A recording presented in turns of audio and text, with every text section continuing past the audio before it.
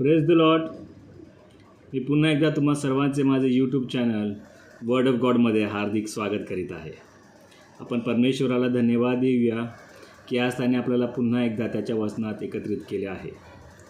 आज आपण अनुवाद ह्याचा 30 अध्याय 19 या वचनांवर मनन करणार आहोत. या वचनात आपल्याला 2 पर्याय दिसत आहे आणि परमेश्वर आपल्याला निवड करण्यास सांगत आहे. प्रियानो, पहा, निवड करण्यासाठी आपल्याला ज्ञानाची गरज असते आणि पवित्र शास्त्र आपल्याला सांगते की ज्ञान हे आपल्याला परमेश्वराकडून प्राप्त झाले आहे. जेव्हा परमेश्वराने मनुष्याला निर्माण केले त्यावेळी त्याने त्याच्यामध्ये जीवनाचा श्वास फुंकला व आपली सतसत विवेक बुद्धीसुद्धा टाकली. वचन सांगते की परमेश्वराने आपल्या प्रतिरूपाचा मनुष्य निर्माण केला आणि आपला परमेश्वर स्वतंत्र आहे, त्याला स्वतंत्र विचारशक्ती आहे आणि त्याच प्रकारे मनुष्यामध्ये सुद्धा सतसत विवेक बुद्धी आहे. तो स्वतंत्र विचार करू शकतो. कोणताही प्राणी हा स्वतंत्र विचार करू शकत नाही आणि हे परमेश्वराला माहीत आहे, म्हणून तो म्हणतो तू निवड कर. परमेश्वराने आदामाला सुद्धा आज्ञा केली होती की तू सर्व झाडाचे फळ खा, पण बऱ्या व वाईटाचे ज्ञान करून देणाऱ्या झाडाचे फळ खाऊ नकोस.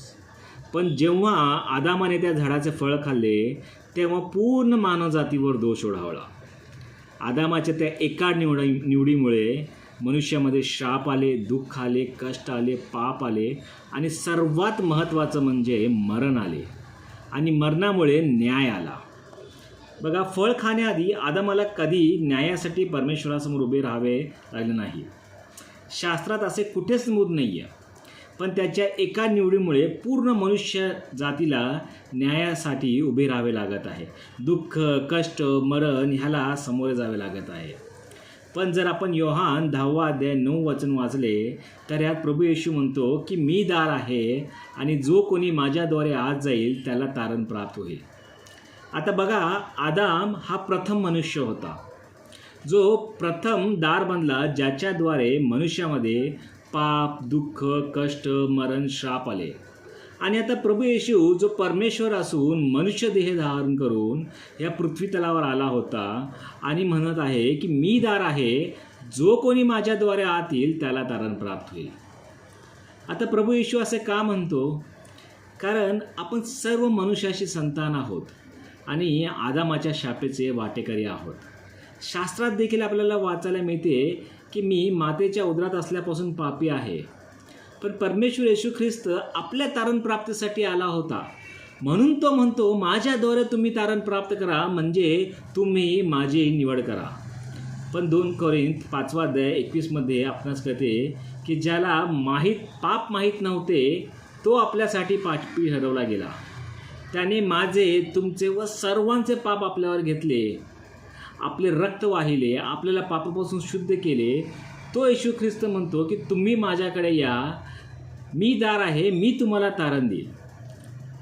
प्रियानो, बघा, आदामाच्या निवडीमुळे मनुष्य जातीचा तोटा झाला, कारण की त्याच्या निवडीमुळे आपल्यामध्ये पाप मृत्यू आला.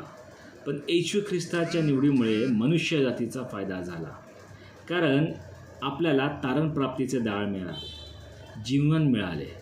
प्रभू येशू हा तुमच्या आणि माझ्याऐवजी वधस्तंभावर खेळला गेला. त्या येशू ख्रिस्ताच्या त्या वधस्तंभाच्या निवडीमुळे आपल्याला तारण प्राप्त झालं. बघा, शास्त्र आपल्याला अब्रामाविषयी सांगते. अब्रामाला परमेश्वराने सांगितलं की तू तुझे घराणे, तुझे नातेवाईक, तुझे राष्ट्र सोडून मी सांगितलेल्या जागेवर जा, म्हणजे मी तुझ्यापासून राष्ट्र निर्माण केले. आता ह्याआधी अब्रामाने कधी परमेश्वराची आवाज ऐकला नव्हता किंवा परमेश्वराने अब्रामाशी कधी संवाद साधला नव्हता. पण शास्त्र आपल्याला सांगते की अब्राम हा धर्मी होता, नीतिमान होता आणि अब्रामाने परमेश्वराच्या त्या बोलण्याची निवड केली आणि त्याने आपले सर्व घराणे, आपले पूर्वज ह्यांना सोडून तो परमेश्वराने सांगितलेल्या त्या वाटेवरती निघाला.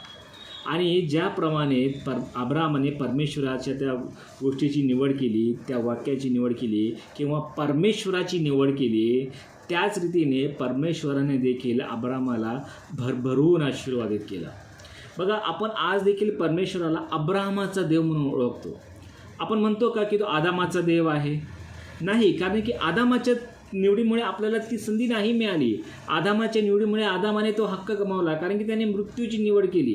पण अब्राहमाने परमेश्वराची निवड केली, आणि म्हणून परमेश्वराला अब्राहमाचा परमेश्वर म्हणजे अब्राहमाला एवढी मोठी संधी, एवढी मोठा मान त्याला मिळाला की अब्राहमाचा परमेश्वर म्हणून परमेश्वराला ओळखला जातो.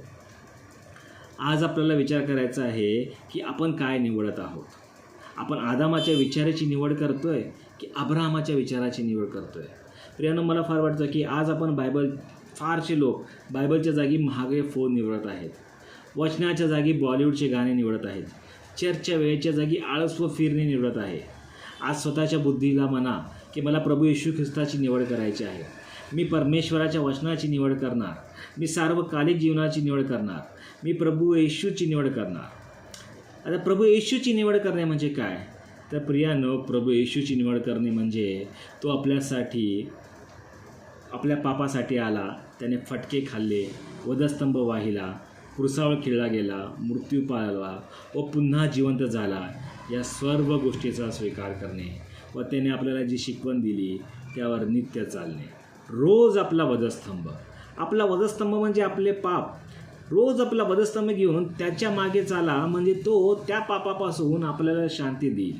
कारण की तो म्हणतोय की तुम्ही माझ्याद्वारे तारण प्राप्त कराल. म्हणून मी तुम्हाला एन्करेज करतो की तुम्ही परमेश्वराच्या वचनांची निवड करा. आज आपल्या घरातल्या आजूबाजूच्या लोकांना प्रोत्साहित करा, त्यांना परमेश्वराची निवड करण्यास सांगा, चर्चची निवड करण्यास सांगा, चर्चला जाण्यासाठी सांगा, शास्त्राचे प्रमाणे वागण्यासाठी निवड करण्यास सांगा. परमेश्वराकडे प्रार्थना करा की त्याने तुम्हाला ज्ञान द्यावं, एक सतसत विवेक बुद्धीमध्ये वाढ द्यावी की तुम्ही योग्य अशी निवड करू शकाल. परमेश्वर तुम्हा सर्वांना आशीर्वादित करो. तुमच्या आयुष्यात शांती असो. पुन्हा भेटूया पुढच्या वचनांमध्ये. तोपर्यंत आशीर्वादित राहा. Praise the Lord.